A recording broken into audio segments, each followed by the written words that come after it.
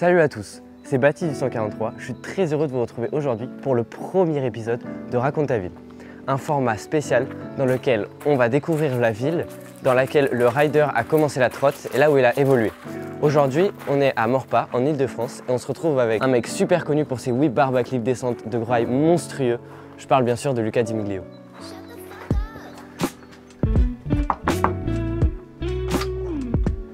Ça va mon gars? Yo mec, ça va? Tranquille? Let's go. C'est parti.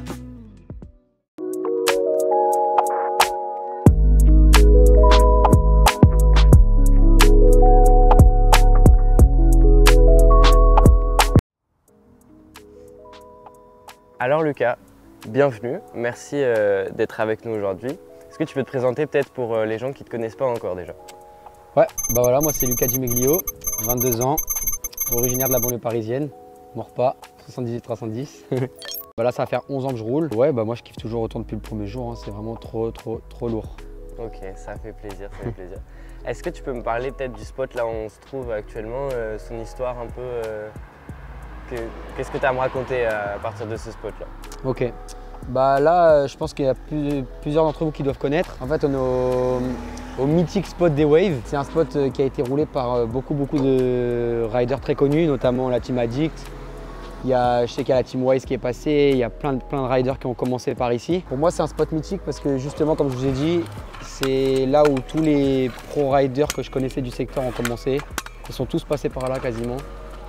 Que ça soit trot, j'ai vu du BMX aussi, j'ai vu du skate, j'ai vu plein d'autres choses. Franchement, ouais, quand j'ai commencé la trotte et que j'ai commencé à pouvoir sortir un peu de ma zone de confort, on va dire, je me suis dit c'est le premier spot que je vais aller et du coup je me suis dirigé vers les waves et c'est là que j'ai appris plein de trucs, notamment les tout premiers tricks genre feeble, front feeble, tous les tricks basiques. C'est pour ça que j'ai choisi ce spot parce que franchement pour moi je trouve qu'il est assez mythique dans son milieu. Et pas que dans le milieu de la trotte, genre même dans tous les milieux que j'ai rencontrés autour. Et ouais, franchement je kiffe ce spot. Enfin, là maintenant j'ai un peu du mal parce que c'est plus trop le genre de spot que je roule. Mais ouais, quand j'ai commencé, ouais, franchement c'était vraiment the spot que je voulais aller tout le temps quoi. Ok. Est-ce que tu peux me raconter qu'est-ce qui t'a amené à arriver dans ce spot? Est-ce que tu as vu des vidéos par exemple Bah en fait ouais, genre je sais que j'ai commencé la trotte en 2010. Je veux pas dire de bêtises mais je crois qu'à cette époque-là c'est quand justement j'ai attendu quelques mois pour pouvoir venir ici. Et c'est à un moment où j'ai vu la vidéo Addict So What. En fait, dedans, bah, justement, il y avait les spots que Johan Moreau avait roulé, il y avait Matt Mackin aussi, il y avait Alex Pisley. En fait, il y avait quasiment toute la team qui était passée par ce spot et je trouvais ça archi mythique et je me suis dit, en fait, ce spot, je veux le rouler et en plus, c'est une occasion. Le spot, il est à 1 km de chez moi, il faut vraiment que j'aille le rouler. Du coup, un jour, j'ai dit à mon père, je dis, ouais, laisse-moi y aller vraiment juste une fois. Il m'a fait confiance, il m'a dit, vas-y, j'y ai été et franchement, j'ai vécu ma meilleure journée. Je suis parti de là chez moi à 8h30 du matin, j'y suis resté au way jusqu'à, je sais pas, peut-être la tombée de la nuit. Où on était presque en hiver, du coup il faisait nuit à 19h, du coup je suis resté quand même presque 10 heures sur le spot. Wow, ouais, franchement j'ai trop kiffé, c'était incroyable. C'était un vrai souvenir de session. Ouais, franchement c'était mon plus gros, je crois que ça reste encore aujourd'hui mon plus gros souvenir de session parce que c'est le premier spot que j'ai vraiment roulé complètement une journée quoi. Putain. C'est énervé. Ouais. Ah, franchement, un souvenir comme ça, c'est énervé de fou. Ouais, franchement, c'est incroyable. Ok, bah écoute, je pense qu'on a assez parlé du spot. On va peut-être passer au deuxième spot. Et bah c'est parti, hein. Let's go pour le deuxième spot. Vas-y. Hop.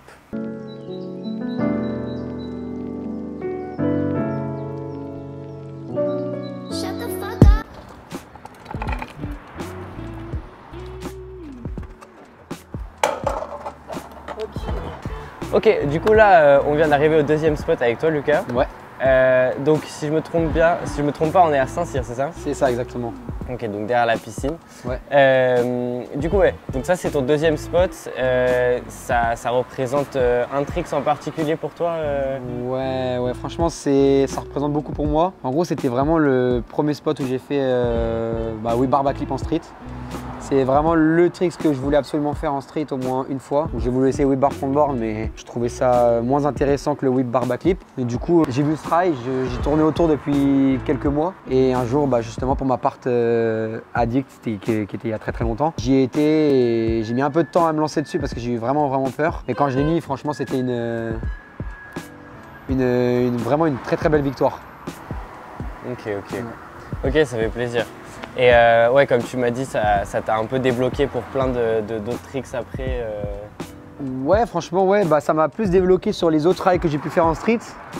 Après, je l'ai vraiment perfectionné, surtout en parc, et c'est pour ça que j'ai bien maîtrisé. Ce trick-là, franchement, c'est un des deux que j'ai le plus gâchette avec le e-lip, que j'aurais pu faire là aussi, mais comme j'ai dit, c'était moins intéressant. Je préférais vraiment qu'on voit un tout nouveau trick dans le milieu, le wheel bar backflip, quoi. Parce que masterclass un peu, ouais. Ouais, je voyais personne en faire, donc franchement, ça faisait vraiment trop kiffer. Ok, ouais, je comprends. Okay, ouais. Du coup, comme on parlait tout à l'heure en allant sur le spot, tu connais plein de gens qui ont déjà cassé un peu ce spot. Est-ce que tu pourrais nous en dire, nous parler d'eux, donner une petite dédicace Bah moi je sais qu'il y a les petits du Chênay, ils viennent souvent ici parce que vraiment depuis que j'ai fait le rail, en fait il y a eu moi, Aaron et Alexandre. On a été les 3 premiers à rouler ce rail de mes souvenirs. Pour moi ce spot je l'ai choisi parce qu'il devient un peu mythique dans le sens où j'ai un peu, on va dire, mis le spot en avant. Depuis que j'ai fait mon tricks. Après, j'en connais d'autres apparemment qui arrivent en masse sur le spot. Et je pense qu'il va y avoir des dingueries au fur et à mesure du temps qui vont arriver. Même moi, j'ai encore quelques tricks à faire dessus. Et voilà, pour moi, ce spot, il restera toujours mythique parce que ça a été un moment important pour moi, quoi. Ok, bah écoute, merci Lucas. Je pense qu'on va passer du coup au 3e spot et dernier d'ailleurs. Let's go, on y va.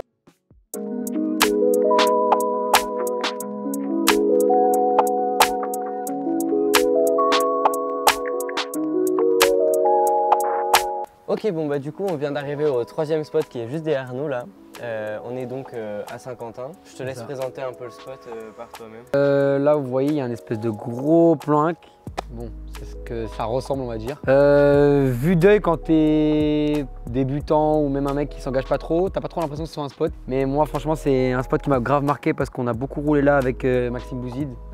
La team, une des teams de Morpa là, c'était la Zouletterie, ça s'appelait. Il y avait Justin Pansera, Riles Saragne, il y avait Dorian aussi, c'était un mec qui était du BMX, et Maxime. Et moi, je roulais tout le temps avec eux. C'est 1 an ou 2 ans après que j'ai commencé la trotte, j'ai commencé à beaucoup rouler avec eux. Ouais, ils m'ont appris beaucoup de choses, beaucoup de tricks dans la trotte, j'ai pris beaucoup de délire. Enfin, j'ai fait beaucoup de délire avec eux, beaucoup de bêtises aussi. Ouais, franchement, ils m'ont grave apporté un bon truc dans la trotte et plusieurs fois, on venait à ce spot juste pour faire des petits tricks en drop ou des petits trucs comme ça. Juste, on se mettait sur le plan 1 et on dropait. Et il n'y a pas longtemps, justement, j'ai filmé pour ma vidéo. Et j'ai filmé un gros tricks. Ça m'a pris énormément de temps et énormément d'énergie aussi parce que je l'ai fait pendant l'hiver. Il faisait genre 2 ou 3 degrés, je crois, pas plus. J'en pouvais plus, j'avais les mains congelées et tout, et pourtant j'arrivais à rouler en t-shirt, je sais pas comment j'ai fait. Et ouais, finalement à la fin j'ai fait le tricks et franchement j'en suis trop fier et je suis vraiment trop content de l'avoir fait ici parce que c'était assez marquant. Mais de toute façon c'était surtout que c'était un des spots les plus basiques, enfin un des spots les plus mythiques de Saint-Quentin parce que en soi c'est juste un drop, mais on se rejoignait souvent ici juste pour faire des petits tricks en drop, tout ça, et franchement c'était grave kiffant à l'époque. Et je me devais quand même de rendre hommage, on va dire, à cette période. Et c'est pour ça que je me suis lancé pour ma vidéo de faire ce tricks-là. Ouais, bah de toute façon, vous pourrez le voir dans ma part. Je pense qu'il y aura un extrait. En fait, je suis arrivé devant le spot. Je voulais essayer de faire un long maniole, en fait. Et j'ai vu avec mes potes. Donc ce jour-là, j'avais été avec Bradley, mon caméraman, du coup, Bradley Morisset. SO, mon gars. J'ai regardé le spot pendant au moins, allez, je suis resté en tout 2h30 sur le spot. Et au bout de 2h30, à un moment, j'ai fait un try où je partais vraiment en avant. Je suis parti un peu trop sur le côté. Là, je sais pas si vous voyez derrière, il y a un peu de sable. Je suis parti un peu trop de ce côté-là. Du coup, j'ai lâché ma trotte. Et à partir du moment où j'ai capté ce moment-là, je l'ai mis du try après. J'étais choqué de la vitesse qu'il y avait et de l'impact qu'il y avait quand tu faisais ta réception. C'était incroyable. Genre la sensation quand tu es en nose, déjà c'est hyper haut. Le spot, je sais pas si on pourra le montrer après, mais le spot, il est très haut, très loin. Dedans, il y a un trou. C'est-à-dire que je dois tout esquiver, tout ça. En plus de ça, il faut que je saute des marches avant. Et en plus, il y a la route avant aussi. C'est-à-dire qu'il fallait que je saute. Il y avait vraiment genre trop d'obstacles. Et c'est ce qui rendait justement le spot difficile. Et c'est pour ça que j'ai vraiment voulu faire un trick sur ce spot. Parce que j'aime bien quand il y a beaucoup de difficultés sur le spot. Et ouais, quand j'ai lancé le nose et que j'ai senti que j'étais vraiment en avant, que j'avais l'équilibre, je me suis dit là, c'est bon, je le mets. Carrément, j'étais même en train de me le dire sur le trick. J'étais dans ma tête, je dis allez, ça va passer. J'étais trop heureux, franchement c'était trop… La sensation en fait ça a toujours été comme ça quand je fais un nose, j'ai trop de sensations, genre en mode la sensation de rester sur la roue avant, je trouve ça trop incroyable. Et en plus là il y avait la sensation d'aller super vite et j'allais vraiment beaucoup trop vite, je sais pas Je sais même pas si j'allais peut-être à 20 km/h, je sais pas, mais pour moi j'allais tellement vite, c'était. Je pense qu'on aurait mis un radar, je pense que je l'aurais fracassé le radar. Je suis tellement passé trop vite, je pense qu'il aurait cassé. Bon, ben merci Lucas pour nous avoir parlé de ce spot et de ton point de vue, etc. On va finir la vidéo au skatepark de Elancourt, donc l'un des premiers, enfin ton premier local. Exactement. Qui reste encore aujourd'hui un skatepark proche de chez toi. Exactement, ouais. Ok, on y va de suite.